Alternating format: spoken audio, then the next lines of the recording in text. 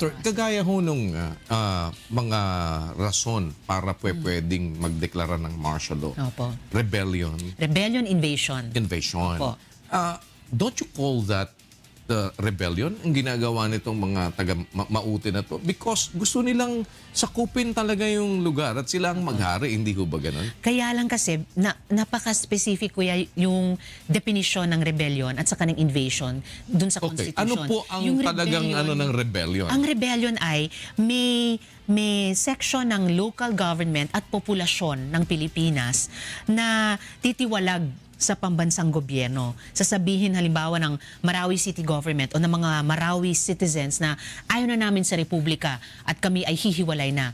Pero that was not the case eh. So hindi ho ba ganun ang ginagawa nitong mga ano na ito na humihiwalay sila, nagtataas nga sila ng sarili nilang flag? Ng ISIS flag. Yes. Pero strictly speaking, hindi yan rebellion ng Marawi City at ng Marawi residents. In fact, pag tinanong yung mga ibang mamamayan sa Marawi, ayaw nila sa Maute. Hindi sila yung nagre-rebel against the national government.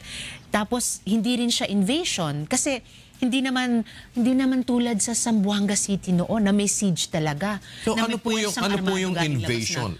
Yun yung armadong puwersa na mula sa labas ay papasok sa isang lugar na may intensyong sakupin siya, kontrolin siya, at gumanap ng karahasan sa mga kung hindi po taga-Marawi itong mga nag-invade doon, ay nandoon ngayon at nakikipaglaban para wag sabihin na ito'y rebellion, ibig sabihin hindi sila mga taga-Marawi.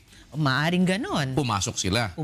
Na may armas sila. Pumugad doon, may armas sila. Na parang gusto nila sakupin ng Marawi. Yes. So that's invasion.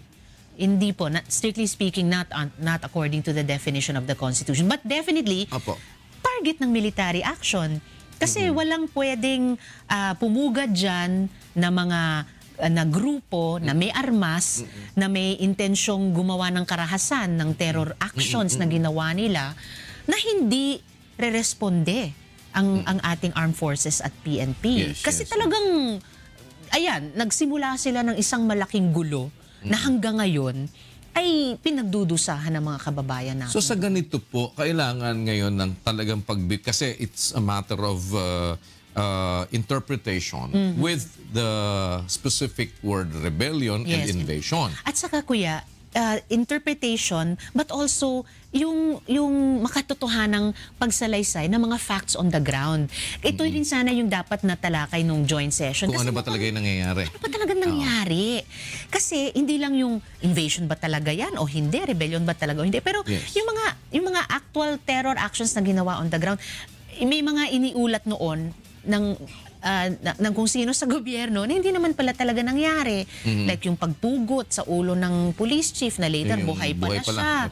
Or yung pagsakop at pagsunog ng mga facilities na hindi naman pala, bagamat may iba na talagang sinira. At may mga talagang sibilyan na napatay, nasugatan, etc. So, yung accuracy, yung truthfulness ng information na ginamit na batayan sa deklarasyon ng martial law. Samantalang, kung sinabi yung totoong mga nangyari at ginawa namin sa Kongreso ang tungkulin namin, siyasatin ang mga yon, maaring by some miracle, at least nasabi namin na dapat may ibang tugon. Hindi martial law sa buong Mindanao. Pero isa pang mas appropriate, mas tukoy na malakas na aksyon laban sa multi-group na yan sa Marawi City.